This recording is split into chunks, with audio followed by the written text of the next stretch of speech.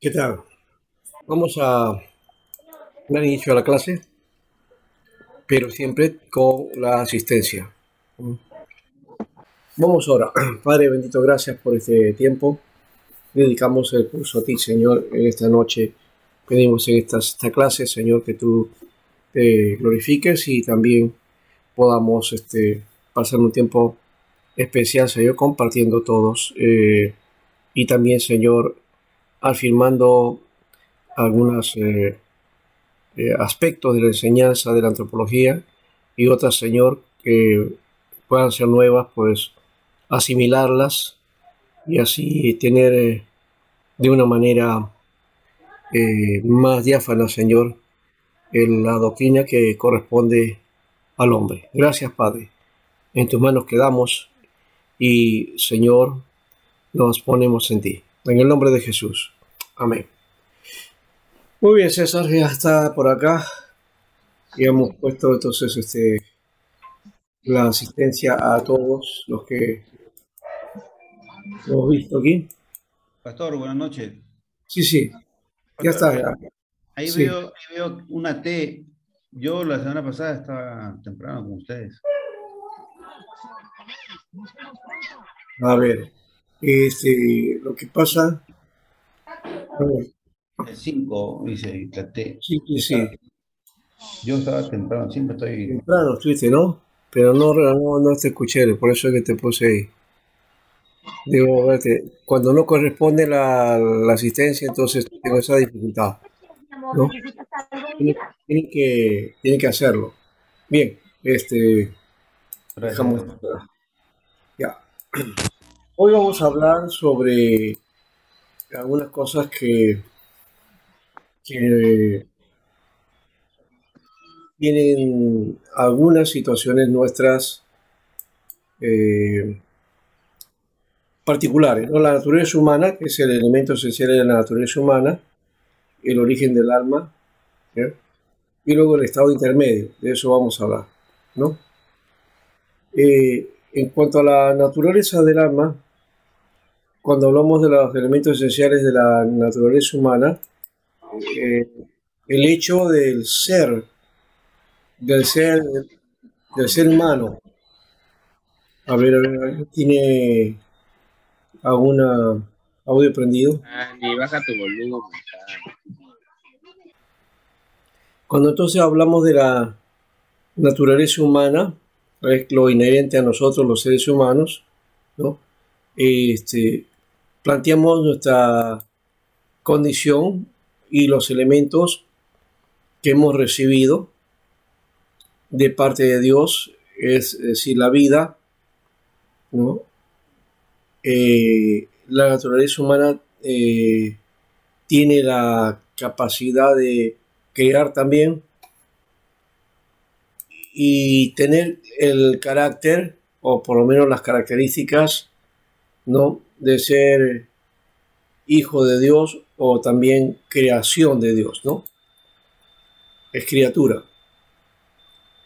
Y cuando mencionamos esto, es importante también desarrollar en nosotros la capacidad de que el hombre tiene conciencia, ¿no? Y creo que es un elemento base también aquí, ¿no? Es decir, el hombre tiene conciencia de sí mismo, y anoten eso, y conciencia de existencia, ¿no? Está ligado a eso, ¿no? Es un ser que tiene su naturaleza y su autoconciencia, ¿no? Ahora, pero básicamente las dos naturalezas esenciales del hombre son la materia y el alma, ¿no? Es decir, el cuerpo y el alma espiritual, ¿no? O el alma espiritual también se le llama, ¿no? Eso quizás para algunos esto se estaría refiriendo a la idea de que el hombre entonces es básicamente bipartito, ¿no? Que es lo que ya hemos planteado en su momento también, ¿no? Pero creo que es necesario también de notar que el ser humano entonces estudiado tiene sus particularidades, pero que no necesariamente en esas particularidades corresponden pues al ser. Hay varias teorías con respecto a eso, ¿no?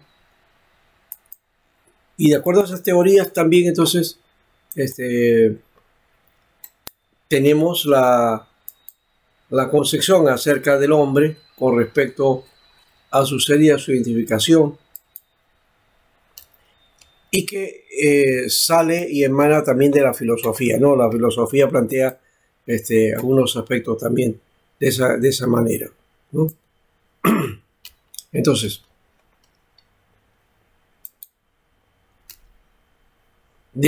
por otro lado, desde el punto filosófico, ¿no?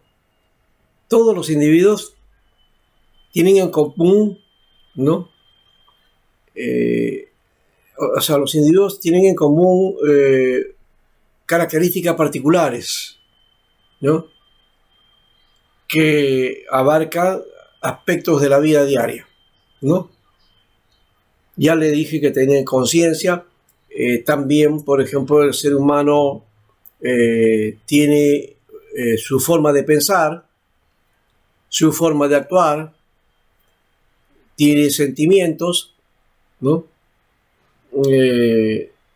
Se desarrolla en un contexto social, cultural, porque el hombre no vive solo, ¿no? Y bueno, en la filosofía lo que se ha tratado de hacer es buscar la esencia del ser humano, ¿no? Su desarrollo personal, su desarrollo físico, su instinto, ¿no? Por lo cual lo hace hacer las cosas, ¿no? Entonces, ahora, la pregunta, esto es en general, pero ahora la pregunta específica sería, ¿no? ¿Cuál es, o qué es la naturaleza humana? A ver, planteen ustedes alguna idea. ¿Qué es lo que piensan acerca de eso? A ver, ¿cuál es la naturaleza humana? ¿O qué es? ¿Cómo se concibe? ¿Qué es la naturaleza humana? Después vamos a mirar algunas propuestas aquí. Pastor, quizá yo entiendo como naturaleza humana, bueno, naturaleza no es, lo entiendo como que el comportamiento de la persona, ¿no? Su composición natural de la persona. Como ¿Ya? o hace en un momento, es una acerca de la filosofía, ¿no? Cuando desarrolla se desarrolla por el mundo que lo rodea. En el caso de la naturaleza humana, lo puedo entender yo, de que se hace referencia a la vida conductual de la persona, ¿no? ¿Cuál es su naturaleza ante su comportamiento ante diferentes situaciones, ¿no? O sus pensamientos, o su vida como tal, ¿no? ¿Ya? ¿Ya?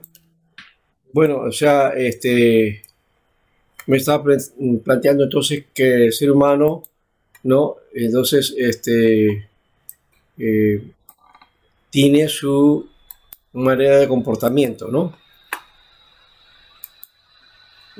Sería una inclinación a un determinado comportamiento. Claro, claro, podría ser de esa manera, ¿no? Bien. Ahora, hay de hecho varias formas de pensar. Ya hemos dicho una de las que ya hemos trabajado en parte, con respecto a la naturaleza humana. Hemos hablado de la posición tripartita, la posición bipartita, y lo que se descarga de la Biblia cuando también habla acerca de la unidad del hombre, ¿no? ¿Ya? Entonces, creo que por ahí Perdón, nos... pastor. Sí.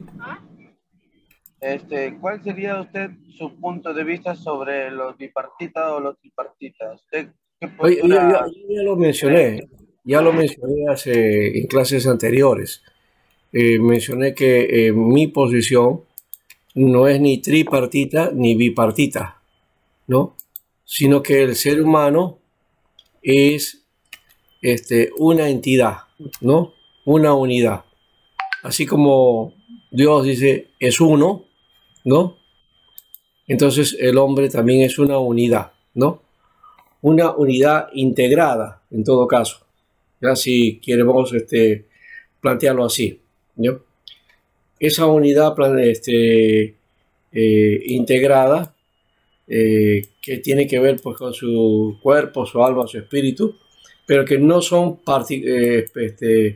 de una manera particulares o entidades aparte o que componen al hombre. Vamos a decir de esta manera, o sea, el hombre no es que alma más espíritu más cuerpo igual el hombre. No, no es esta idea, no tengo esa idea. O sea, el ser humano, ¿no? Es alma, cuerpo, espíritu, una unidad, ¿no? Que se expresa su sentir, ya hemos dicho también ese aspecto, ¿no? La sensación o la emoción, eso está en el alma, ¿no? Que es capaz de percibir la esencia de lo sobrenatural y ser sensible también a los quehaceres de la naturaleza y de la creación. Está ahí la espiritualidad, ¿no? Y también, por supuesto, tiene su elemento físico, es el cuerpo, ¿no? Que unido a estas partes hace entonces el sentido de la humanidad. Por eso yo voy por Génesis 2.7 cuando habla ahí, dice que Dios sopló aliento de vida en el hombre y el hombre llegó a ser un ser viviente. Hay una versión de la Biblia que dice un ser humano, ¿no? Llegó a ser una persona. Entonces, una persona tiene la esencia de la vida y expresa vida, ¿no? Ahora, el asunto está que la muerte es un obstáculo de alguna manera para expresar toda esa dimensión. Entonces la muerte es separación y separa el cuerpo del alma y el espíritu. Y el ser sigue. El ser Pastor, humano entonces no está, podemos, no, pero necesita otra vez recuperar esa unión, ¿no? Y por eso la Biblia nos demuestra que en la resurrección ya se va a restaurar ese aspecto, ¿no? Sí. Entonces, pastor, se podría decir de que, bueno, el ser humano es uno solo y tiene esas tres características, ¿no? Que lo componen, pero Claro, claro, separados, claro. todos Ya, son exacto, exacto. Tiene su naturaleza humana, la parte física, biológica, ¿no? Y también eso tiene su propio ejercicio, su propio desarrollo, su propia expresión, ¿no? Pastor, Sí. Que es lo que más, de alguna manera, es lo que vemos, pues, ¿no? Es lo que vemos y es lo que generalmente cualificamos, ¿no? ¿Ya? Entonces queremos guardar, limpiar el cuerpo, darle un lugar, que la gente nos vea, ¿no? Cómo estamos, ¿no? En la parte física, pero la parte del alma, la parte interna, muchas veces no se trabaja, ¿no? ¿No? Y hay necesidad. Y aquí, justamente esa es la esencia que el hombre tiene. La filosofía trabajaba esa parte, ¿no? pastor, Sí, y no, acá justamente, si hablamos de la naturaleza humana, también, como usted mencionó hace un momento, también tiene que ver con la filosofía, ¿no? sí, Con sus atributos únicos, ¿no? Sus atributos sociales, como genéticos, culturales, claro, ¿no? claro. Y si hablamos también de naturaleza humana en el aspecto divino, en lo que nosotros hablamos pues, de que el hombre es imagen y semejanza de Dios, ¿no? Así es. Claro. De hecho que el ser humano tiene característica divina, o sea, como viene de Dios, creado por Dios, entonces también Dios le ha puesto sus características propias, ¿no? Entonces, eso también es importante de notarlo. Ahora, bien lo que has mencionado, Carlos, porque generalmente nosotros denostamos de la filosofía. ¿Cuántas veces hemos escuchado en el púlpito hablar, ¿no? Esto no es filosofía, ¿no? Es revelación. Y confrontamos, ¿no? Cuando nos damos cuenta que la filosofía está bien metida en la doctrina cristiana y que muchas de las doctrinas que tenemos tienen base filosófica, ¿no? Porque así respondieron los padres de la iglesia a las diferentes enseñanzas que aparecieron en la iglesia, ¿no? Y que para tratar de darle una convención adecuada, ¿no? Analizaron y vieron cuál era la que está adecuada exactamente a la escritura, y la otra la desecharon y la asumieron como herejía, ¿no? Y entonces para argumentar hacen uso de la filosofía, ¿no? Para que se pueda dar una respuesta. Entonces, claro, ahí está el aspecto, ¿no? Pero no solamente hay una visión desde el punto de vista filosófico, ya lo hemos trabajado y Carlos también lo mencionó, ¿no? Ahora, decíamos entonces, ¿cuál es la definición que podemos tomar, ¿no? La naturaleza humana es un conjunto de características que definen al individuo, ¿no? Son las características que nos definen a cada uno. Y es la característica que nos hace ser humano, ¿no? De una forma tácita o de una forma intrínseca, o sea, somos seres humanos, ¿ya? Esas características que llevan a ser humanos. Ahora, podría haber una persona, ¿no? Que supone que tiene que su naturaleza humana lo impele a actuar como un ser humano, pero puede actuar como un animal o como una bestia. ¿Mm? Sí ocurre, ¿no? Ocurre eso, pero esa es la excepción en todo caso, no es la regla. Lastimosamente se está generalizando eso, porque el hombre se está deshumanizando. Y en esa deshumanización nos estamos convirtiendo en un número, ¿no? O sea, nos alienamos de nosotros mismos, es decir, nos desprendemos de nuestra naturaleza humana y comenzamos ya a jugar con las emociones y los sentimientos, y comenzamos a ser seres sin sentimientos, sin posibilidad de saber qué es lo bueno y lo malo, ¿no? Entonces, eso también hace una marca, no saben distinguir, entonces, entre lo moral, entre lo bueno, y se deja llevar por sus impulsos.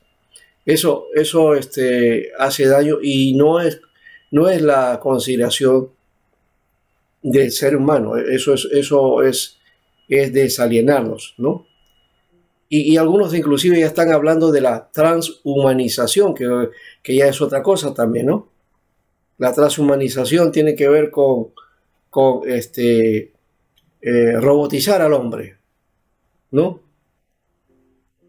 Alargarle la vida, pero aplanar su conciencia, ¿no? Y darle plenas capacidades aquí en la tierra, ¿no? Pero ¿para quién? Para que lo utilice aquel que está en el dominio, ¿no? Del grupo, del poder, ¿no? Y bueno, eso todavía parece ciencia ficción, pero por ahí se está dando, ¿no? La robótica ya nos está manifestando eso, ¿no? Ahora, esta es la naturaleza del ser, lo que nos hace ser humanos, pero también que nos diferencia al mismo tiempo de otros seres o de otras criaturas, ¿no?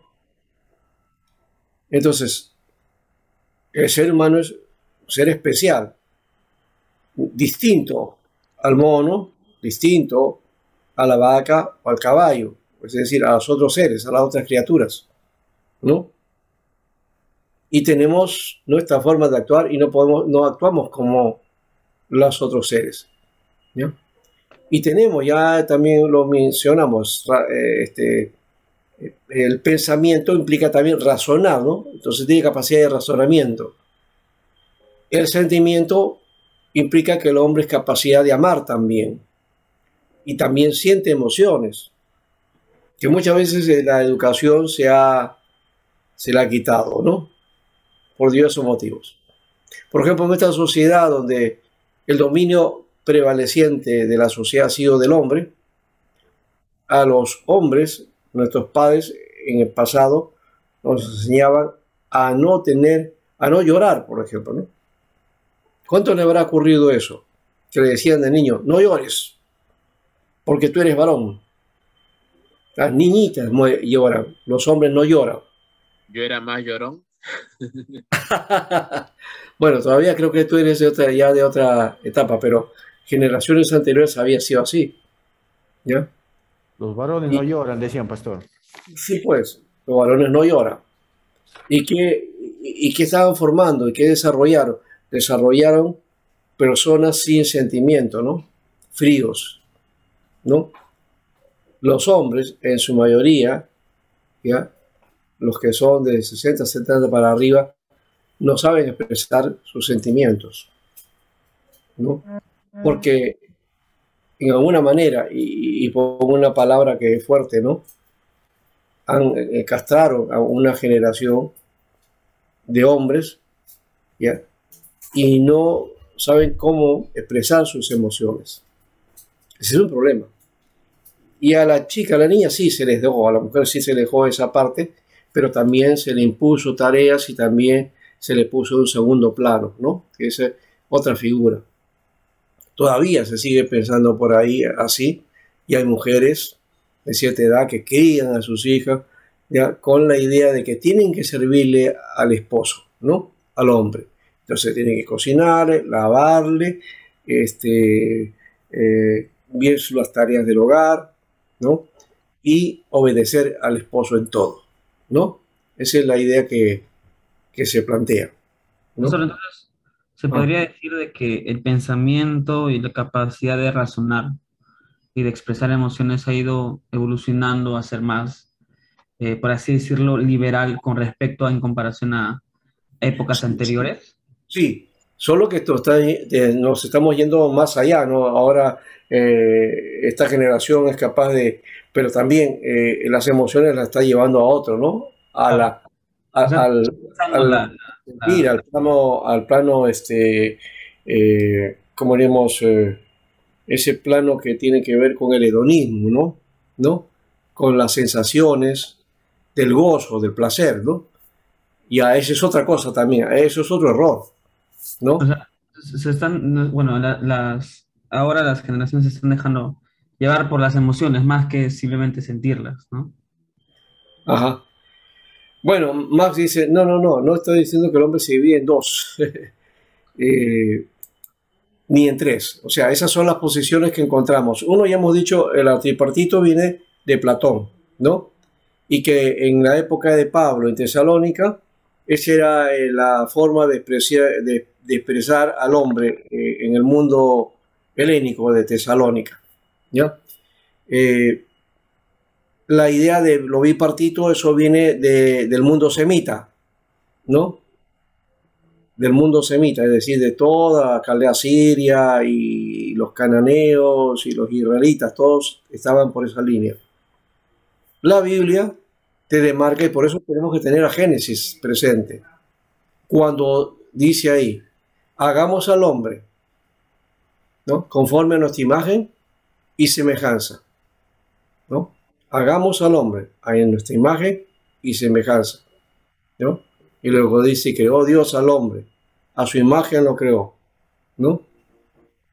Y luego dice, varón y hembra lo creó, nada más. Eso es lo que dice. No dice ahí que el hombre, pues, es un ser espiritual, o que tiene alma, o que tiene tiene espíritu, no dice nada de eso la Biblia, ¿no? La Biblia no te va demarcando, que de paso, esa concepción de marcar y decir características y cómo estamos hechos, eso es muy occidental. Los occidentales nos gusta tipificar, ¿no? Clasificar, sistematizar, ¿no? Y sistematizamos todo, ¿no? Hasta le ponemos nombre, ¿no? Las chapas, ¿no? Famosas chapas. A mí me llama la atención, por ejemplo, estas cosas que hacen en la policía cuando atrapan a un grupo de delincuentes. Entonces, sale en la noticia, banda, delincuentes, llamados por ejemplo, hoy, ¿no? Pollitos en fuga, ¿no? ¿No? Ya. Entonces, los pollitos en fugas, ya. O los aliens poderosos, ¿no? O los poderosos aliens. Es que ellos no se ponen esos nombres. No es el grupo que, oye, vamos a ponernos este grupo, no. La policía le pone eso, ¿no? Para marcar, ¿no? Por alguna característica que encuentran por ahí, le dan ya para recordar, ¿no? ¿Ya? Pero el grupo ese no pues se ha puesto ese nombre, ¿no? Ahora, eso quiere decir que no nos gusta poner chapas, pues, ¿no? Una característica ya lo clasificamos. Entonces, en la clasificación podemos poner pues, el hombre, por ejemplo, hemos clasificado al hombre, ¿no? Lo hemos dividido, el hombre de Nageltam, el hombre de Cromañón, el Homo sapiens, ¿no? Ya. Y eso son clasificaciones, ¿no? O, por ejemplo, cuando hablamos de la historia, ¿no? Historia, ¿cómo llamamos? Historia antigua, historia media, historia moderna, ¿no? ¿Ya? La etapa media, la edad medieval, ¿no?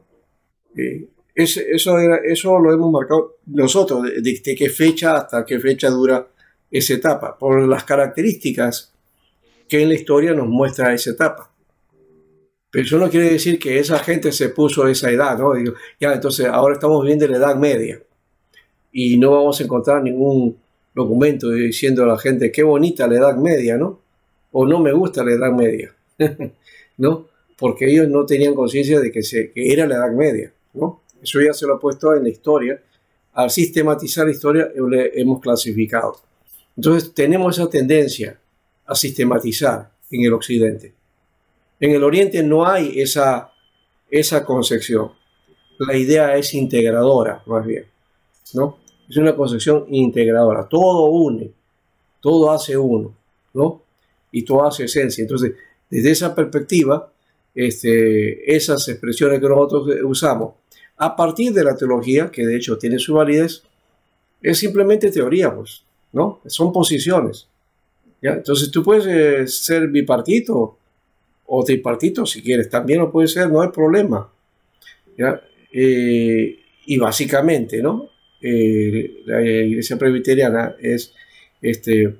pone como doctrina el hecho de que el hombre es tripartito, ¿no?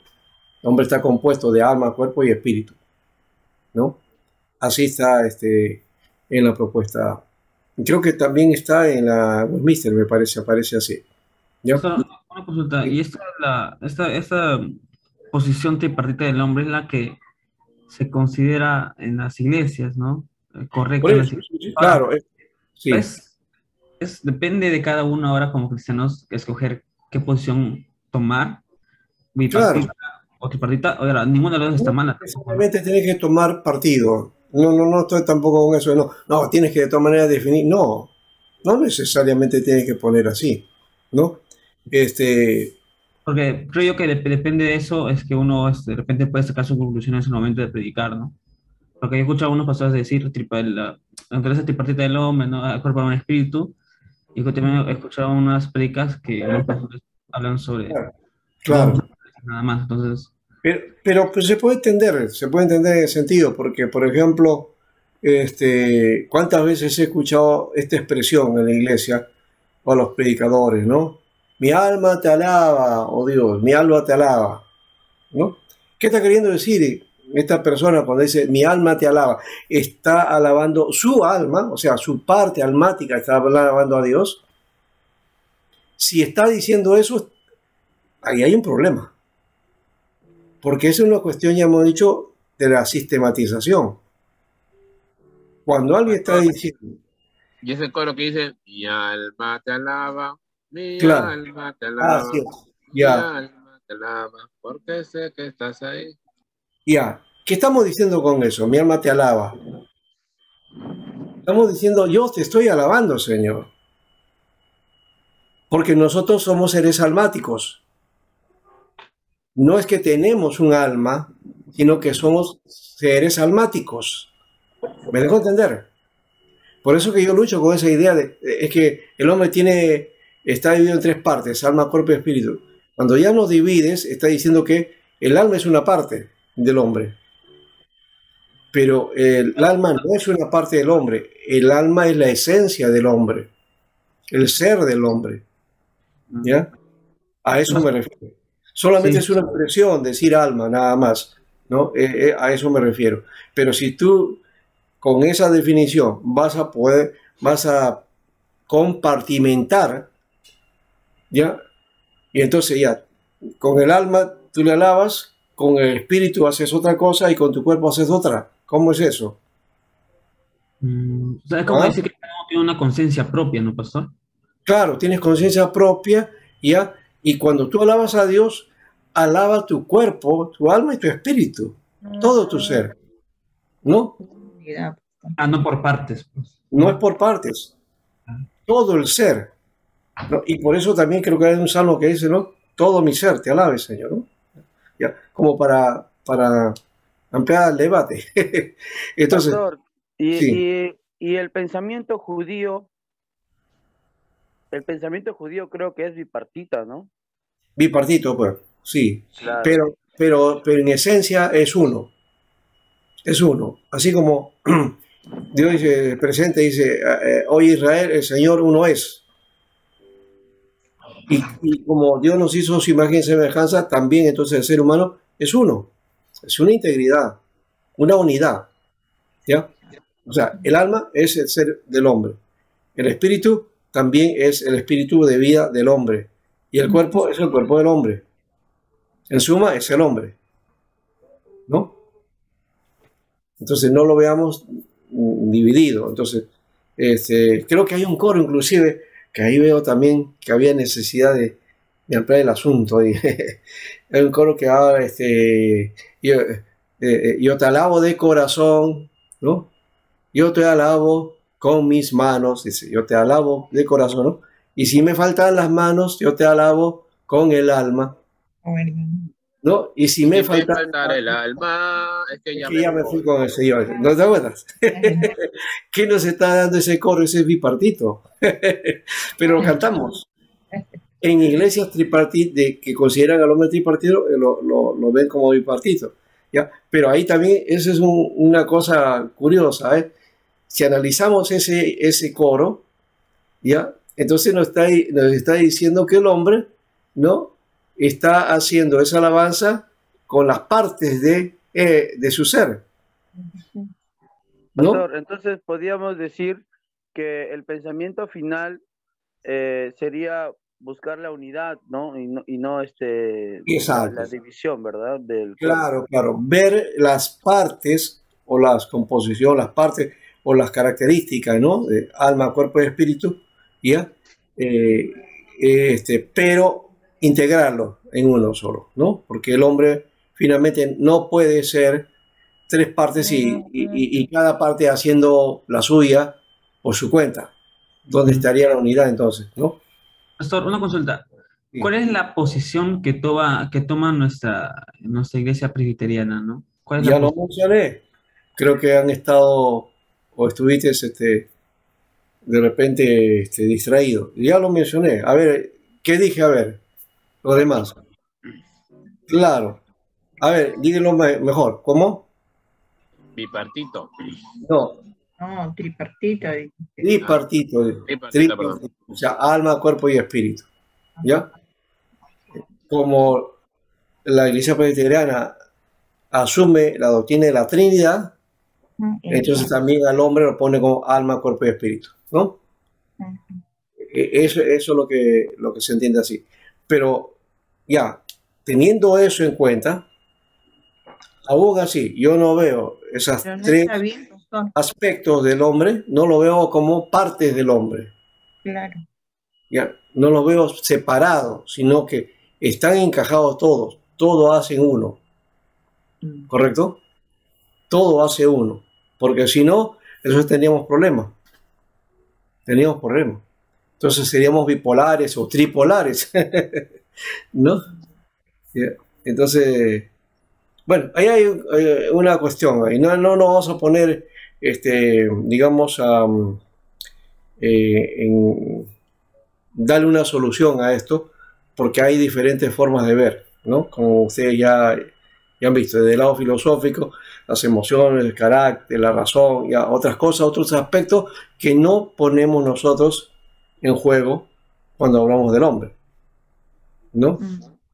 Entonces, más bien, cuando decimos, ya, en el alma, ahí en el alma está la voluntad, los sentimientos, la razón, la intelectual, y ahí está. Entonces, le damos esa característica de la filosofía, ¿no? Pero recuerden, la filosofía es la que nos da ese carácter tripartito, ¿ya? Y que luego la iglesia lo asume, lo toma como tal, ¿no?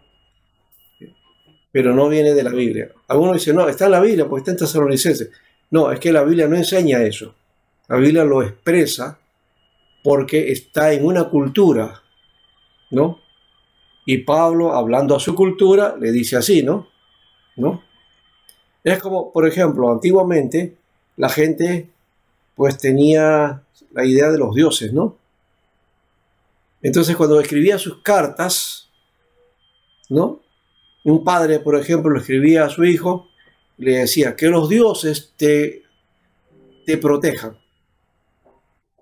Y uno diría, oye, es idólatra. Sí, pero en el concepto de esa época no había esa concepción idolátrica, ¿ya?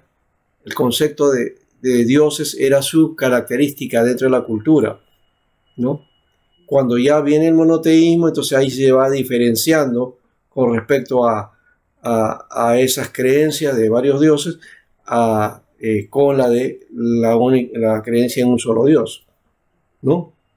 Que de paso en algunas culturas ya había llegado la idea de un solo Dios, pero no era Dios bíblico, ¿no? El caso de Baal, por ejemplo, o el caso en los egipcios cuando hablan del sol, ¿no? Como la fuente de vida, ¿no? Ya. Entonces, habían características monoteístas, sí, pero no consideraban al Dios de la Biblia, ¿no?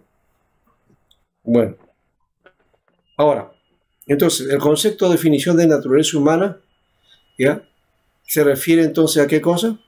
Estamos hablando de todo aquellos elementos que poseen un individuo determinado, características que lo hacen ser único, diferente a los demás, y que además lo puede diferenciar de cualquier otro tipo de organismo vivo, ¿ya?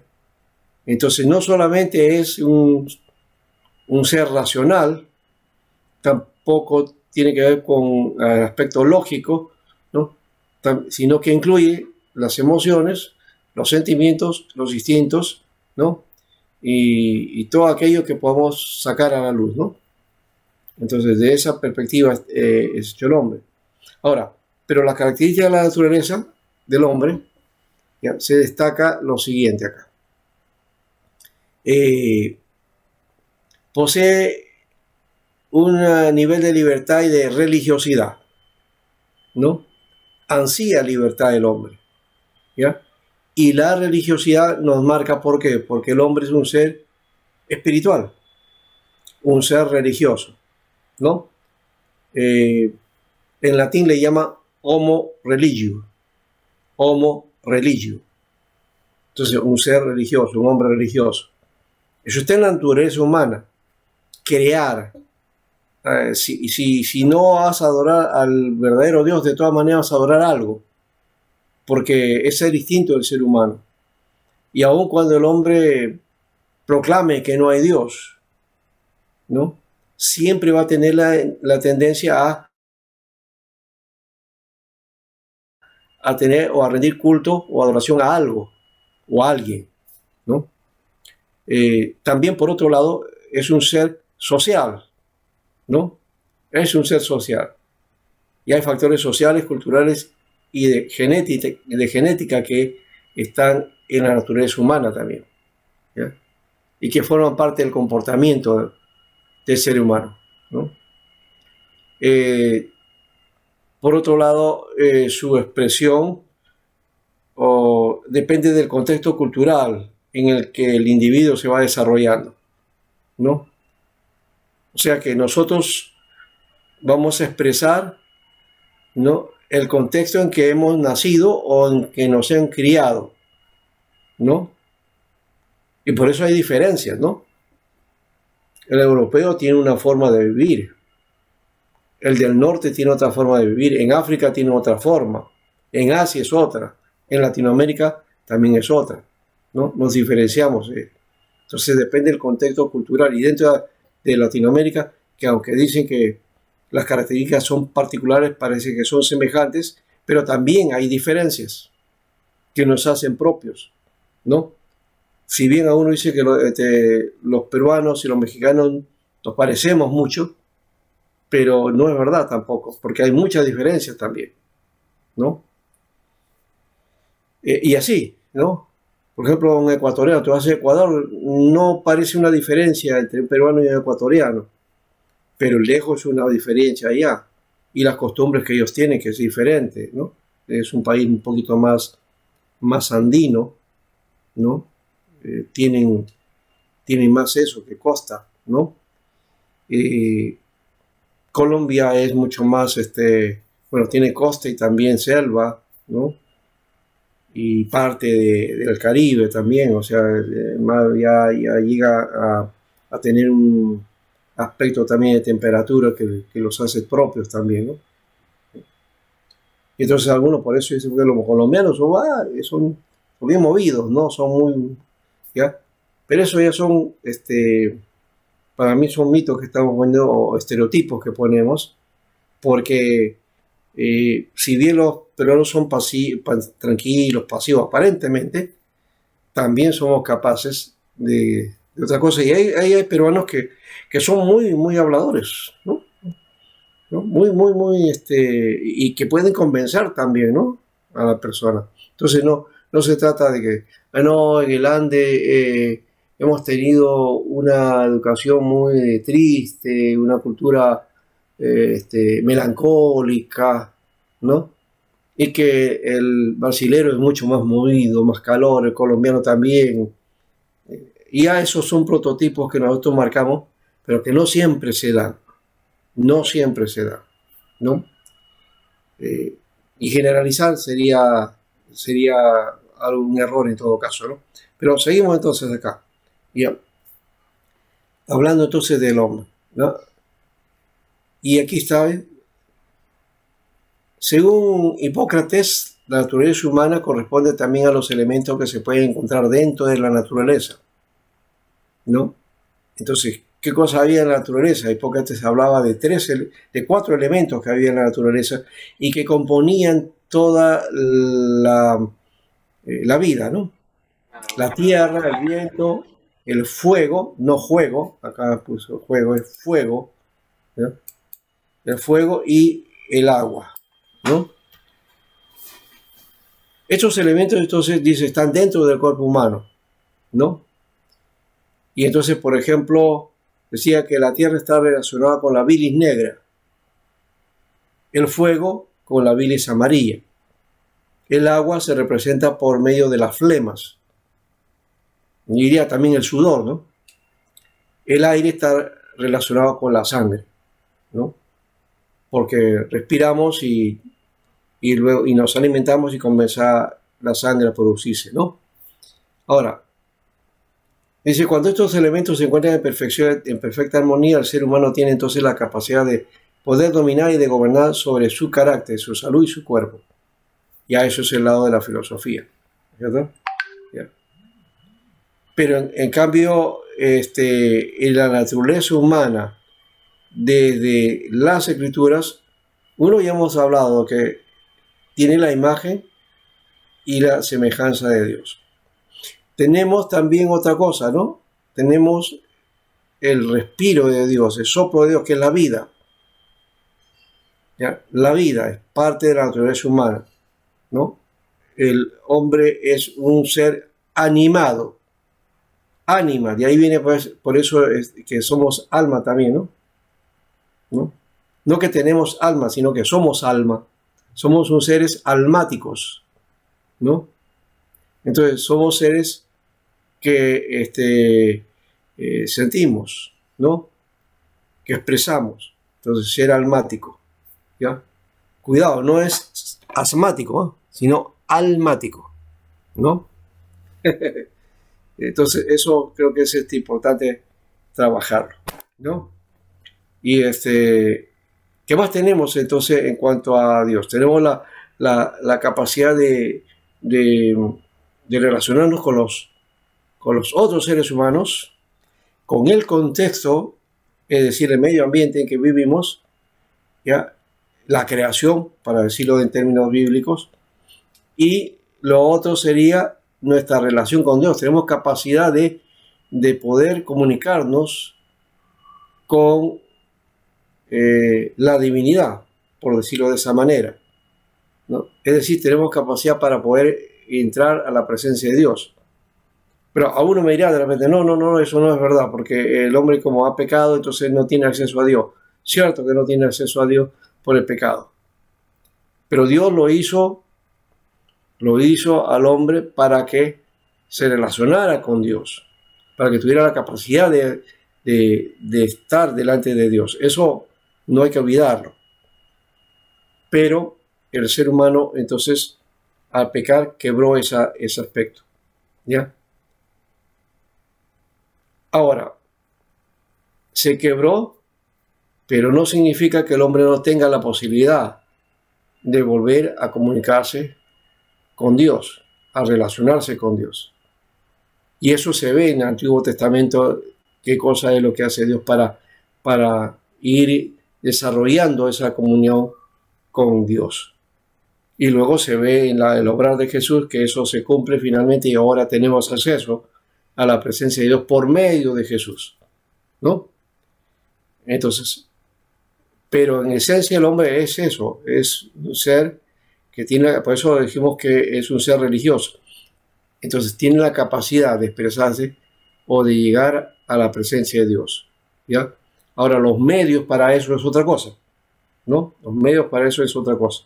Ahí el hombre inventa, trata de buscar esto o aquello, o la revelación se le muestra al hombre, conoce la revelación, y entonces ahí es donde ya realmente puede llegar a esa presencia de Dios, ¿no? Bueno, acá está también algo más bueno, y está Jung y otros más. En realidad esta temática ahí tiene un poco de filosofía, pero he tratado de plantear también el asunto desde el lado bíblico, ¿no? Entonces, otra cosa que también me estoy olvidando dentro de la naturaleza humana, desde la perspectiva bíblica, es que el ser humano, ¿no?, ha sido hecho para alabanza de la gloria de Dios. Y eso está en Efesios, el capítulo 1. El hombre es hecho para alabanza de la gloria de Dios. O sea que en esencia Dios nos creó para sí, para Él, ¿no? Y el ser humano, ¿no?, en su naturaleza humana, ¿no?, que ha sido afectada por el pecado, y todo su ser ha sido afectado por el pecado, no puede cumplir con ese propósito, ¿no? Jesús es el que viene y entonces cubre esa parte, ¿no? Y tiene acceso para que el hombre ahora llegue a ser para alabanza de la gloria de Dios, ¿no? O sea que en esencia nuestra naturaleza humana corresponde a qué cosa, a que como creación de Dios, ¿ya?, dependemos de Él, ¿ya?, y por otro lado nuestra realización está en Él, está en Dios. Por eso que el ser humano, cuando no arregla su cuenta con Dios, se desnaturaliza, se deshumaniza, porque el pecado deshumaniza. Porque el pecado lo ata y lo descontrola, y por lo tanto pierde la visión de lo que es ser un ser humano, ¿no? Y su cuerpo pues lo aplica para el placer, para los deseos, para cualquier cosa, menos para lo que es, digamos, su condición humana, ¿no? De hombre creado para Dios, ¿no? Y no puede hallar, no puede encontrar. ¿Por qué? Porque al estar rodeado de esas cosas que lo absorben y que no le permiten entonces tener la función o finalmente cumplir con el propósito, y por eso está el vacío. No puede cumplir con el propósito de ser alabanza de la gloria de Dios, porque no sabe, lo desconoce, ¿ya? Y puede ser que también entonces no le hayan predicado todavía, ¿no? O si le han predicado no lo ha entendido. No lo ha entendido. ¿Por qué? Porque cree que la vida como está bien, ¿no? Y por eso está esa frase, ¿no? La vida es una sola y hay que disfrutarla. Y hay que, ya pues, la vida es así. No, es que la vida humana tiene la vida misma tiene sus bemoles, sus dificultades, buenas cosas y malas cosas. Eso pasa a todos, creyentes o no creyentes, ¿ya? Pero en medio de eso, ¿qué estamos construyendo? ¿De qué manera? ¿Cómo expresamos nuestra vida? ¿Ya? En esa vida tenemos que ver nuestra naturaleza humana, de qué está formado, de qué está desarrollado. Si está desarrollado en función a la filosofía, o a la ciencia, o a la biología, a la sociología, o de acuerdo a la Biblia, ¿no? Entonces hay que tomar en cuenta ese aspecto. Las otras cosas no están malas, son simplemente versiones de cosas que tienen que ver con un aspecto de la vida humana, que lo podemos tener y que nos puede servir también para estudio, eso sí, ¿ya? Pero que no necesariamente debe afirmar nuestra vida, ¿no? ¿Ya? Muy bien, entonces ese es el camino por este lado. Ahora, no sé, ¿alguna cosa que ustedes quieran agregar?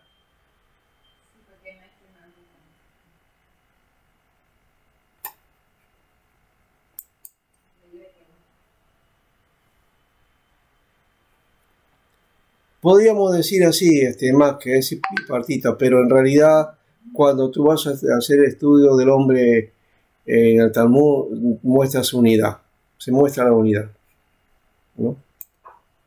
Dios es uno, el hombre también es uno, ¿no?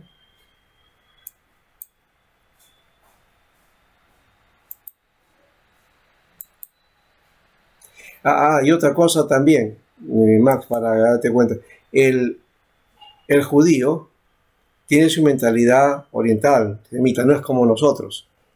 Bueno, posiblemente un judío nacido en Argentina o Nueva York o en otro lugar, bueno, ya su característica tiene que ver con el occidente, ya comienza a pensar así, pero cuando llega al estudio de la Torá y el estudio del Talmud, siempre va a estar la visión de lo que responde a su propio mundo, que es diferente, pues, ¿no? Ya hemos dicho, nosotros generalmente nos gusta abstraer mucho, abstraemos y buscamos clasificar, definir, ya. En el mundo judío, en el mundo semita no se hacía eso. No se definía, no, a ellos no les interesa. Por eso que inclusive, mira, para decir una cosa, el judío, por ejemplo, no tiene una disciplina llamada teología. ¿Y cómo entonces hay teología del Antiguo Testamento? Dirá uno, o teología hebrea. Eso es un estudio que se ha hecho de ellos, pero ellos propiamente no tienen teología, no está la palabra teología en su vocabulario, ¿no? Entonces, para ellos cuando Y me acuerdo de Moisés Chávez también cuando dice que se fue a Israel, ¿no? Y él se fue con su título de ser, ¿no? De bachiller en teología. Fue allá y le dice, ¿qué es? ¿Teología? ¿Qué es esto? Le dije, ¿no? Acá no sabemos qué cosa es teología. ¿Por qué? Porque no está en ellos, no es su mundo, pues.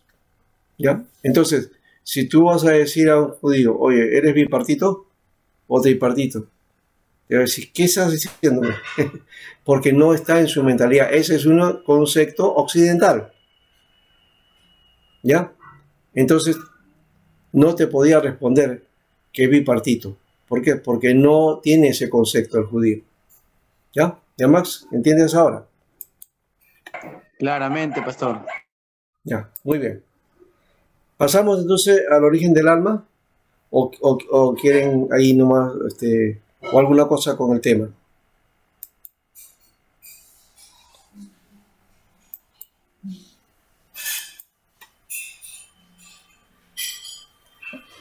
Muy bien. Entonces, vamos al tema que continúa entonces, ¿no? ¿Ya? El estado intermedio, no, el origen del alma en el individuo, ¿no? Bueno, vamos a seguir la tendencia esta de dividir al hombre, ¿no? O sea, seccionarlo solamente por cuestión de estudio, por si acaso, ¿no? Por cuestión de estudio, sí, ya, yo lo acepto, ya, alma, cuerpo, espíritu, ya. O alma, espíritu o cuerpo, ¿no? Ya, está bien. Y vamos a mirar el alma, el origen del alma en el individuo, o sea, el origen del ser, básicamente, desde esa perspectiva estamos, ¿ya? Entonces hay tres aspectos que vamos a mirar ahí, de cómo se forma el ser: el preexistencialismo, el traducianismo y el creacionismo, ¿ya? A ver qué sale de esto, ¿ya? Entonces, se está anotando ahí, ¿no? Bien. Sí, ¿Encontramos la luz? ¿Sí? No, que sí se está viendo, pastor, en la pantalla. Ya. El preexistencialismo es una doctrina filosófica que afirma la creación o la producción de las almas antes de la formación o la generación de los cuerpos, ¿no? O sea, esa idea de que las almas son anteriores al cuerpo, ¿no? O sea que el alma es la esencia del ser, pero que es un ente un poco gaseoso, ¿no? O algo así. Y entonces, es la misma idea que tienen los mormones, pues, ¿no? Que las almas están ahí, ¿no? Afuera y están buscando corporizarse, ¿no? Ya. La iglesia rechaza esa tesis, esa teoría, ¿no? De que las almas están ahí, ¿no? Y que han sido formados antes y que están esperando un cuerpo, ¿no? Bien. Entonces, el preexistencialismo dice que es la doctrina según la cual las almas humanas existieron ya antes de ser infundidas en sus respectivos cuerpos. Esto otra vez nos lleva a esa filosofía, pues, porque es la filosofía que piensa así, fíjate, ¿no? Que el alma, entonces, creada antes, entonces, ahora necesita de un cuerpo, ¿no? Para manifestarse. Y entonces luego hace un ser humano, ¿ya? Pero entonces ahí otra vez volvemos a la idea de que eso implica que el hombre está compuesto de parte de alma y parte de cuerpo. Y fíjese, esa idea la rechazó la iglesia, no por el hecho del alma y el cuerpo que se unieran, sino porque la idea era que estas almas existían antes. Ya, es decir, nosotros hemos estado vagando antes, ya teníamos existencia, pero sin cuerpo, ¿no? pero para manifestarnos necesitamos un cuerpo. Esa es la idea del preexistencialismo, ¿no? No es bíblica, ¿no? Y tampoco, pues, es un concepto de la iglesia, ¿ya? Ahora, ¿quiénes practican eso? Son los mormones. Los mormones sí creen eso, ¿no? O sea que somos el hombre, antes de ser hombre, un alma que está ahí esperando que haya un cuerpo, ¿no? Pastor, ellos creen que nosotros ya existíamos con Dios en el cielo, ya nuestra alma. Pues ya formamos cuerpo físico. Claro. Por eso que ellos decían, y ya, ahora ya esa doctrina no está, pero al comienzo ellos les permitían que el varón podía tener varias mujeres. ¿Por qué? Porque así podía tener varios hijos y liberar a las almas que estaban esperando ahí, ¿no? ¿Ya? Para que entonces llegasen a tomar cuerpo y ser personas que luego pasen en esta vida y lleguen finalmente a ser dioses, ¿no? Porque esa es la idea de los mormones, llegar a ser como Dios, ¿no? Entonces ellos sí tienen un concepto de preexistencialismo, ¿ya? En ninguna iglesia evangélica, ni católica ni ortodoxa, es preexistencialista, ninguna, ¿ya? No tenemos esa perspectiva. Bueno, ahí está entonces esa concepción que viene de la filosofía. Lo otro es el traducianismo. Traducianismo, ¿ya? En el traducianismo, en la iglesia antigua, el tema de la creación del alma, ligado como estaba la reflexión soteriológica, es decir, a la salvación del alma, que todavía es un concepto que está permanente, especialmente está ligado a la iglesia evangélica. La iglesia católica no te habla mucho de la salvación del alma, ¿no? Quizás había mucha más insistencia en la etapa de la Edad Media, ¿no? Hoy todo el mundo se salva, dice, ¿no?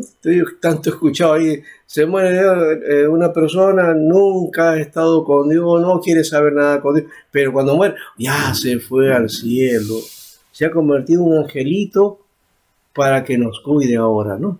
Las famosas misas también y ahora está rogando a Dios por nosotros, dice, ¿no?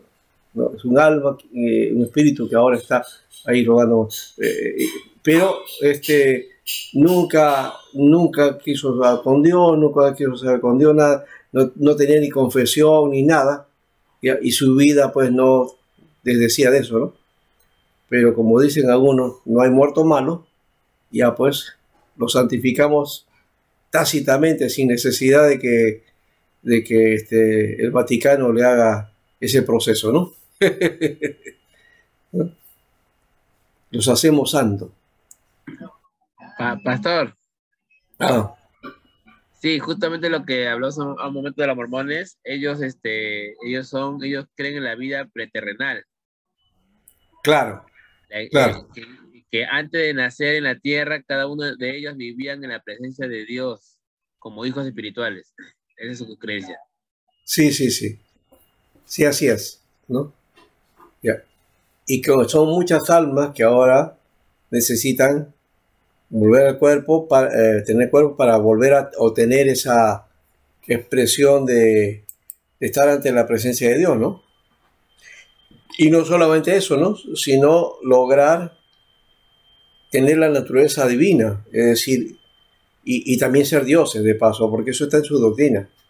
La idea de que te haces Dios y creas tus propios universos, ¿no? Tus propios planetas y los seres y tus propias criaturas. Eso está en la doctrina mormona, por si acaso, ¿eh? No lo enseñan mucho, pero eso es parte de su enseñanza, ¿no? Aunque a veces paran cambiando. No sé si eso ya lo enseñarán ahora, ¿no? Pero yo supe de eso, sí. Ahora, Orígenes, por ejemplo, influido por el platonismo, ¿Se dan cuenta por qué les digo, los padres de la iglesia fueron influenciados por el platonismo y el cristianismo de los padres de la iglesia tiene un carácter neoplatónico? O sea, el cristianismo en sus comienzos fue afectado por el neoplatonismo. Y tenemos doctrinas neoplatónicas. Y en parte, sin querer queriendo, nosotros somos neoplatónicos también. Porque eso está establecido en la doctrina, pues, ¿no? No exactamente dice que somos neoplatónicos, no, sino que los conceptos neoplatónicos están en la doctrina. Ahora, ¿qué dice Orígenes? Sostenía la existencia del alma antes de su vinculación con el cuerpo. Ajá. O sea que Orígenes, mire, siendo un padre de la iglesia, un poco iba con el concepto anterior. ¿Cuál era el concepto anterior? El preexistencialismo.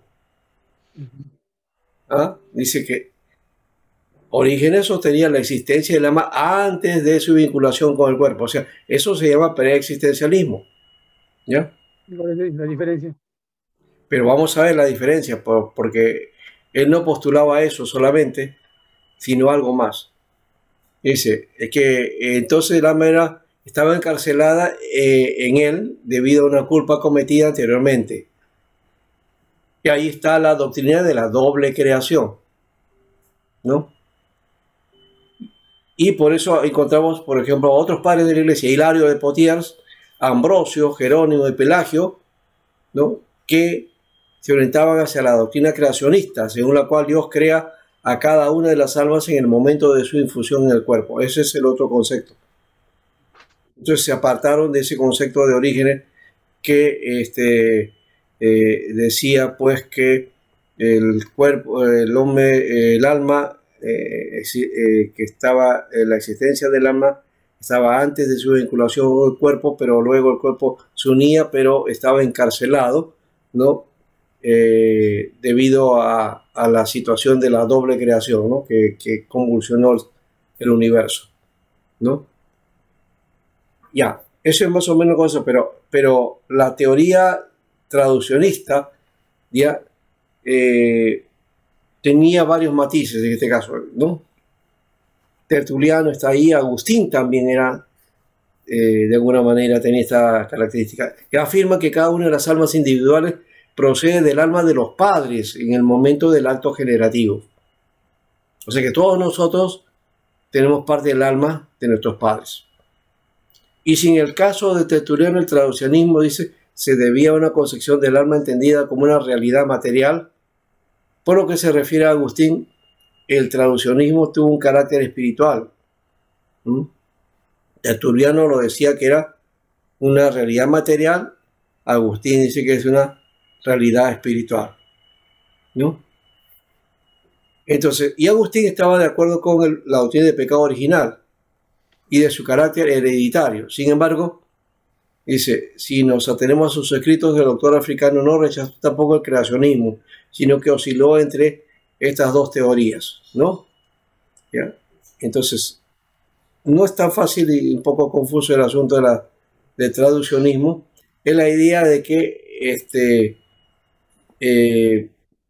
nosotros se nos traslada el alma o el gen, digamos así, de nuestros padres, ¿no? Por eso él habla, Agustín, de la doctrina del pecado original, que es hereditario, ¿no? Entonces el traducianismo es eso, ¿no? Traducianismo, que implica traducir, ¿no?, o traspasar, dar, ¿no? Entonces, pasaba el alma de nuestros padres a nosotros, o le daba la característica de nuestra alma procedía de nuestros padres, ¿no? Entonces, por eso Agustín tomó el asunto del pecado original y que es pasado a nosotros también, ¿no? Por herencia, ¿ya? Y el otro hecho es que el alma ¿no? Es creada en el momento en que el cuerpo, ¿no?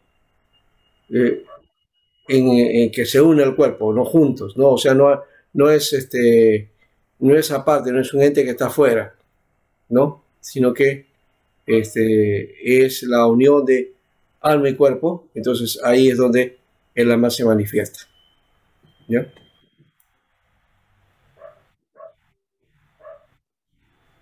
Bien.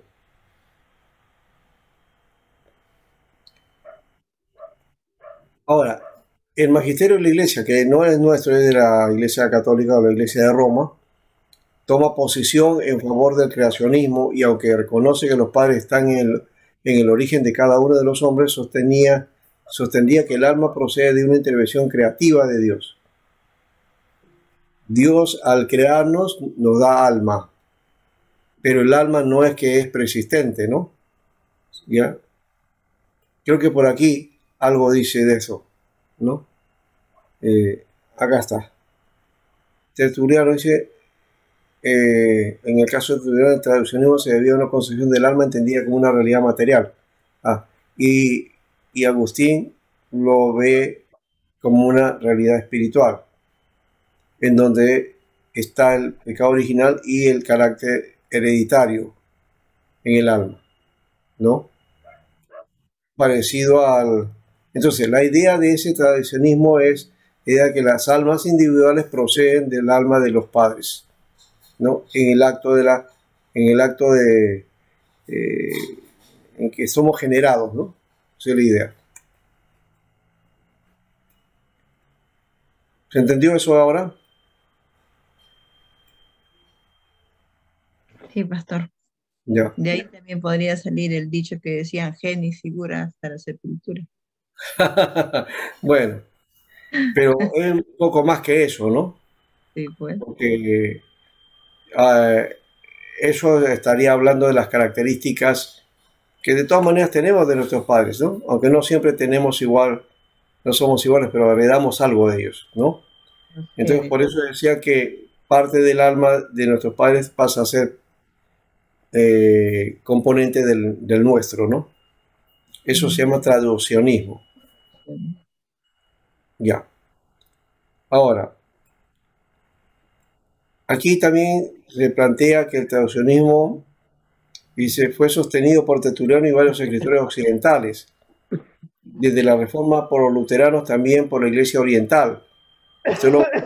Muchos reformadores son creacionistas, aunque Sheck y Strong favorecen el traduccionismo, ¿no? Strong es traduccionista, no sabía. Estudios modernos en la unidad de la herencia y la cuestión psicosomática no son concluyentes, aunque fácilmente podríamos interpretar desde el punto de vista traduccionista, ¿no?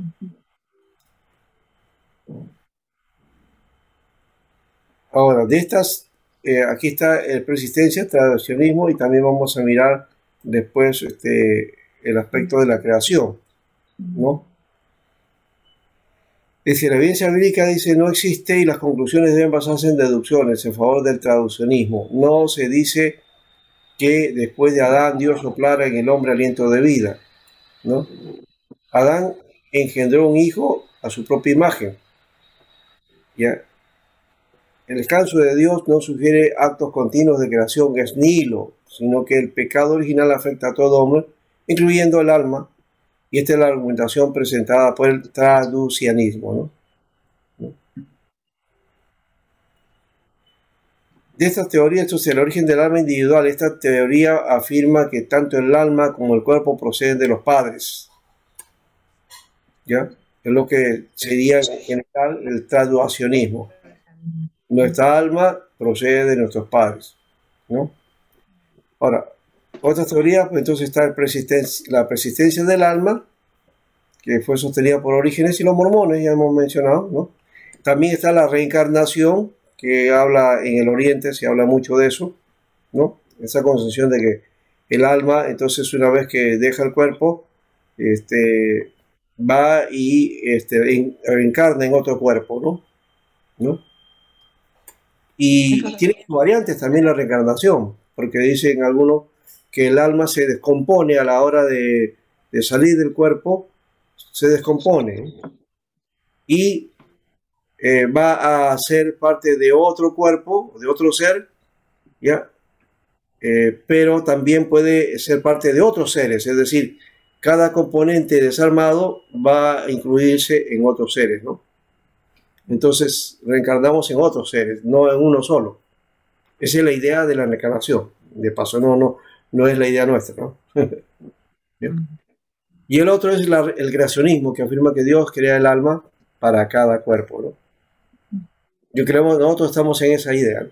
Dios crea nuestra alma a la hora de la procreación, ¿no? Nosotros de ahí venimos, ¿no? No existimos antes, ¿no?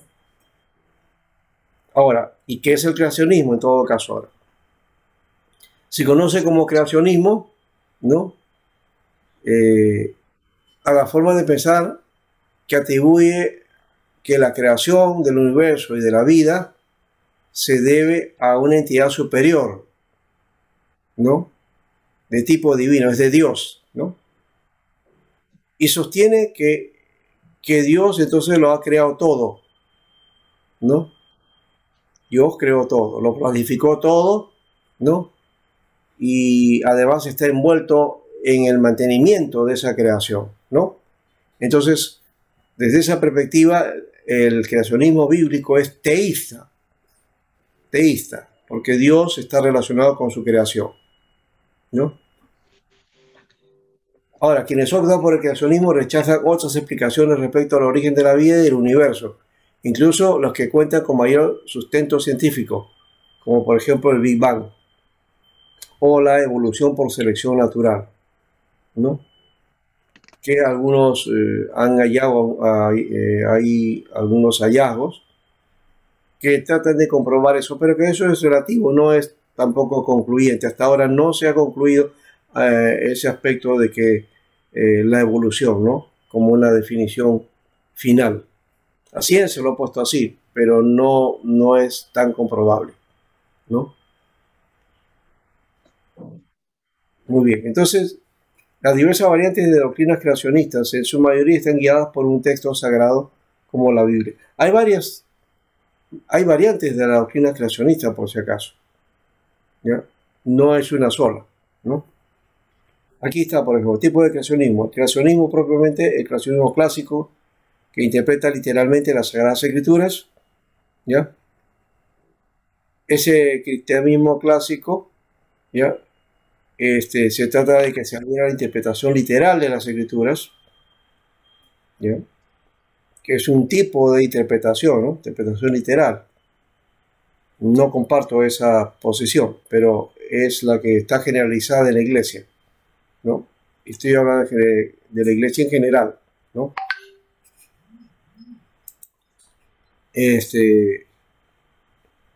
Niega toda forma de evolución biológica, especialmente la humana. Tampoco cree en fósiles, genética o evidencia geológica y se adhiere al relato cosmológico del Génesis bíblico. Ese, por ejemplo, este tipo de interpretación literal plantea que la creación, el mundo, ¿no? Tiene solamente 6.000 años, ¿no? 6.000 años. Sé que la creación fue hecha hace 6.000 años. Bueno, los datos que encontramos ahora es que el mundo no tiene no es tan joven como algunos piensan, ¿no? Ahora, está el creacionismo contemporáneo, ¿no? Que se aleja de las posturas literalistas, ¿ya? Pero también se opone a las explicaciones cientificistas, ¿ya? Y lo hace a través de razonamientos, ¿no? Y también haciendo uso del mismo ámbito científico, ¿no? Incursiona inclusive en la pseudociencia, ¿no? Lastimosamente llega por ese lado. Y a menudo sus argumentos apuntan a catalogar como solo una teoría, en el sentido popular del término, y no el científico. El evolucionismo, obviando décadas de estudios formales y comprobar, bueno, y así también refutan algunos hechos, por un lado, ¿no? En cuanto al origen del creacionismo, la historia del creacionismo está vinculada a a las grandes religiones humanas, ¿no? Básicamente está el cristianismo, ¿no es cierto? Y el judaísmo también podría estar de ese lado, y el islam también, ¿no? ¿No? Ahora, pero no se habló de creacionismo hasta que, más o menos hasta el siglo XIX, cuando comienza a desarrollarse la ciencia moderna. Ahí es donde, en confrontación con la ciencia moderna, comienza a hablarse de creacionismo, ¿no? Entonces, a partir de los estudios de Charles Darwin, ¿no? Entonces se comienza a responder a eso, ¿no?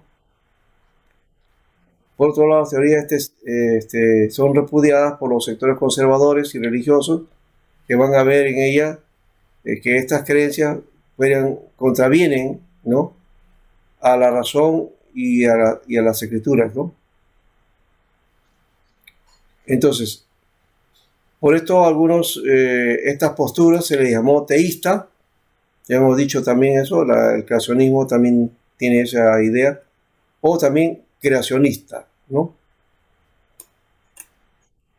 Y eso ya, bueno, ya viene el siglo XX, más o menos trabaja ese aspecto, ¿no?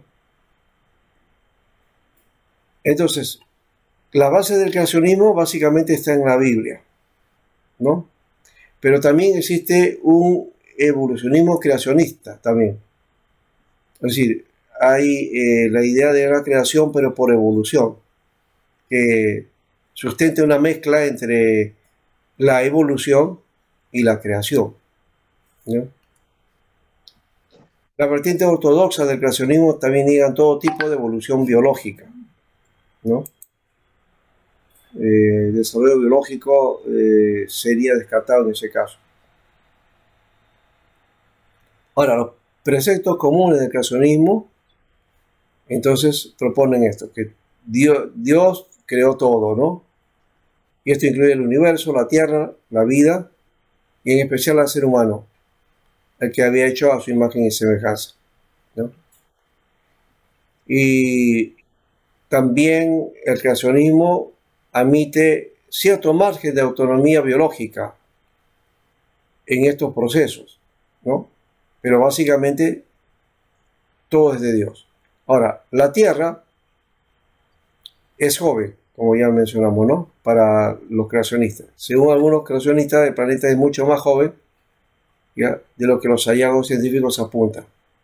A lo sumo tiene 10.000, pero es la idea de 6.000 porque eso es lo que cuentan en la Biblia, 6.000 años, ¿no?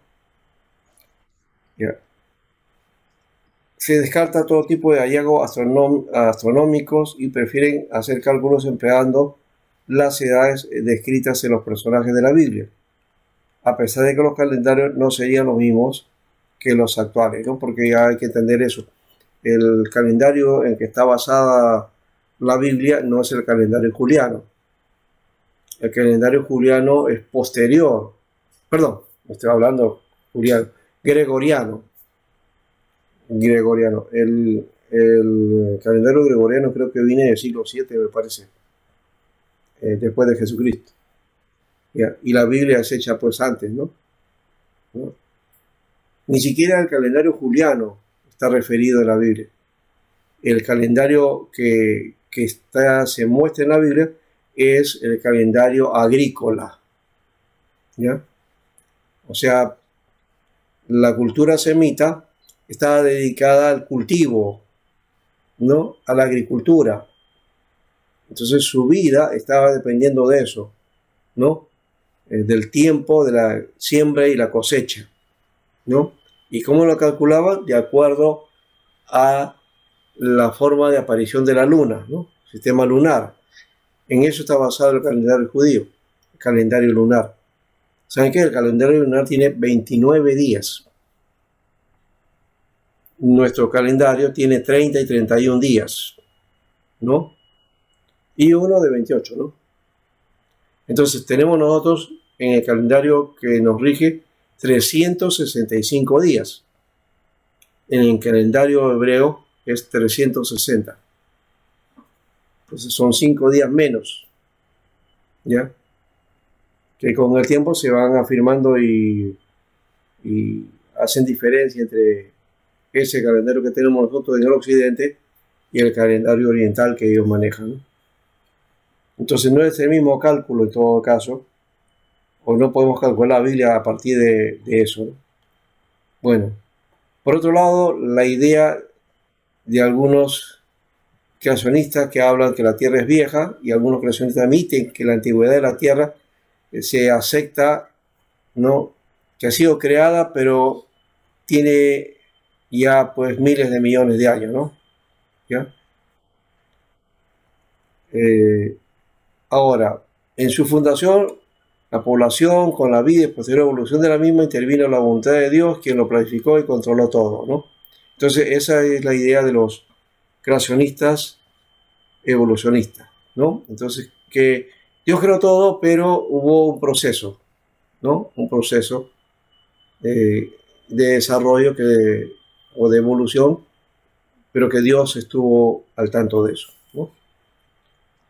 Los que dicen que no existe evolución ni extinciones también son algunas vertientes ortodoxas del creacionismo que niegan todo tipo de cambio biológico evolutivo, alegando que Dios no crearía criaturas para que luego tuvieran que cambiar para garantizar la supervivencia de su especie. Prefieren pensar que los animales actuales fueron salvados del diluvio universal por el arca de Noé, y algunos incluso afirman que los animales presumidos extintos en realidad viven en regiones apartadas en las que quedaron luego del diluvio.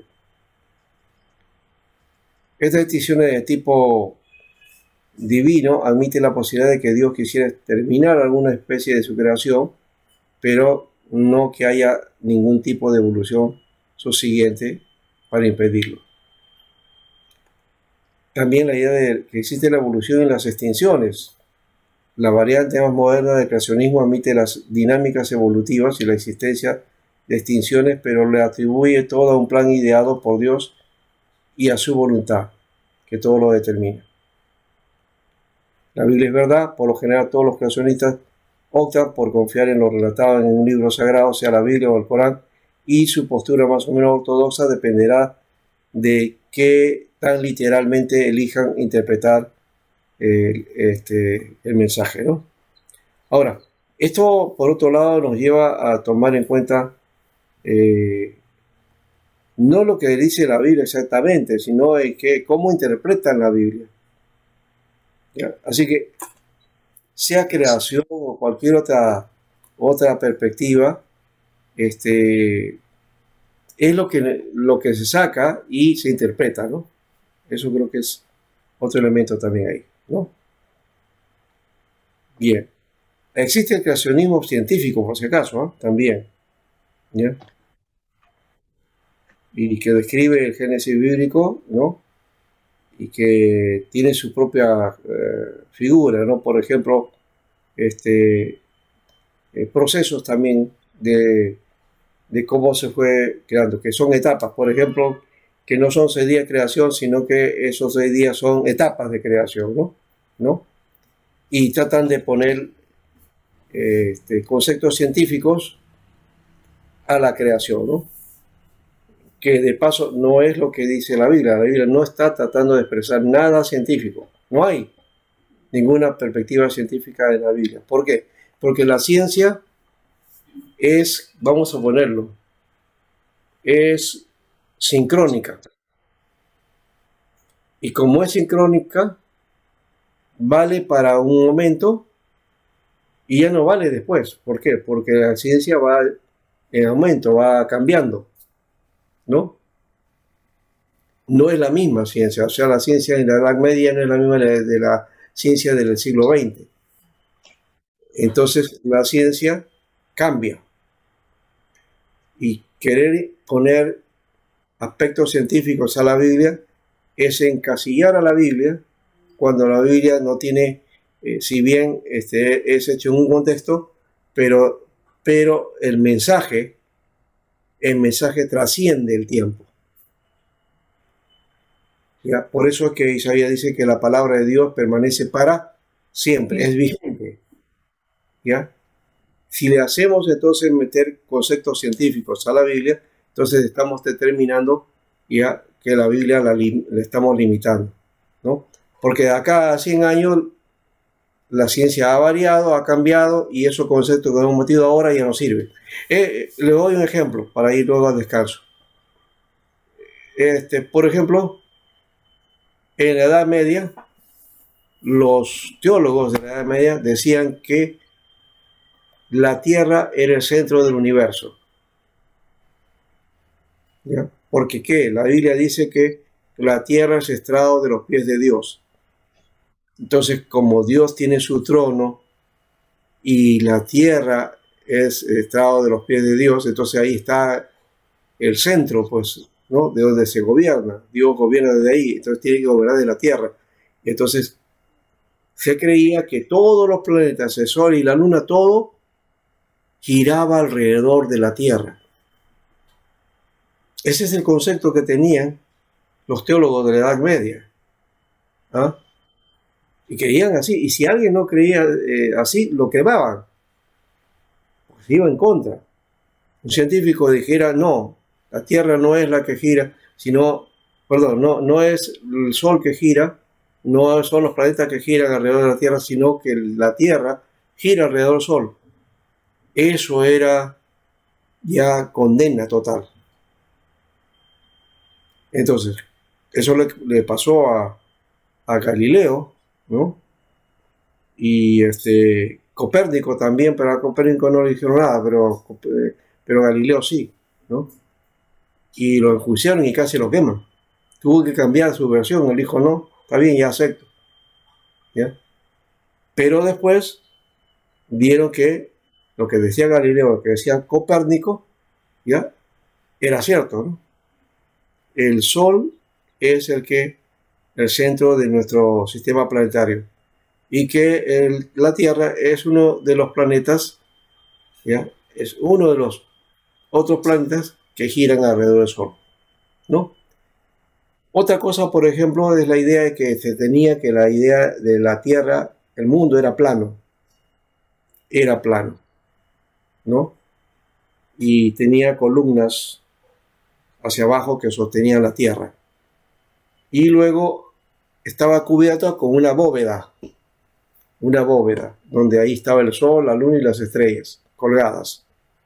Esa era la figura en la Edad Media, ¿no? Y después vinieron los teoristas diciendo, no, la Tierra es redonda. No, la Tierra es plana, decían. No, la Tierra es redonda. Y esa lucha estuvo. Y todavía existe, hay gente que todavía está ahí, y cristianos, ¿eh? Hay ciertas corrientes cristianas, evangélicas, que dicen que la Tierra es plana, porque la Biblia lo dice. ¿Ya? Entonces, han hecho un estudio literalista de la Biblia, que la Biblia te enmarca esos conceptos. ¿Por qué? Porque es la cosmovisión de aquella época, no es lo que la Biblia está diciendo, sino que expresa la cosmovisión de los pueblos de aquel tiempo. ¿Ya?